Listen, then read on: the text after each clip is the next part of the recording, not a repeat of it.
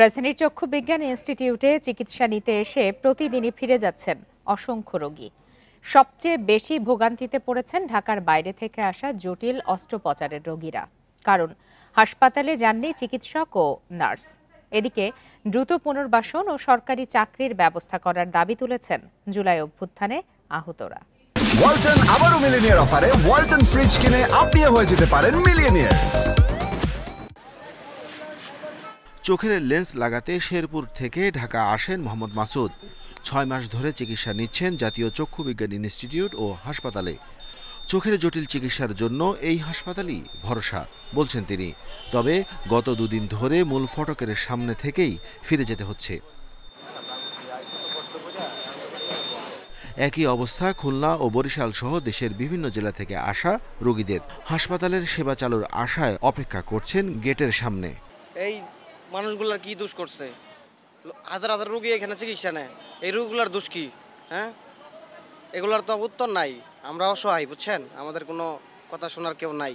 এখন আজকে আইসা তো আমরা হ্যারাসমেন্ট হচ্ছি, গেট বন্ধ, ছাত্ররা নাকি ভিতরে গ্যাঞ্জামের কারণে রোগী সব বের করে দিছে। আমরা তো চিকিৎসা পাচ্ছি না। এক চোখে দেখতে পারি না, খুব অসুস্থ দেখি।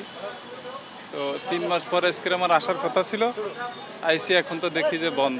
এদিকে হাসপাতালের ভেতরে চতুর্থ তলায় রয়েছেন জুলাই আন্দোলনের আহত 55 জন। তাদের অভিযোগ, অন্তর্বর্তী সরকার কিংবা জুলাই অভ্যুত্থানের নেতারা কোনো খোঁজই নিচ্ছেন না তাদের। 9 মাস ধরে হাসপাতালটিতে চিকিৎসা নিয়ে অসন্তোষ জানান তারা। দ্রুত পুনর্বাসন ও সরকারি চাকরির দাবি তাদের।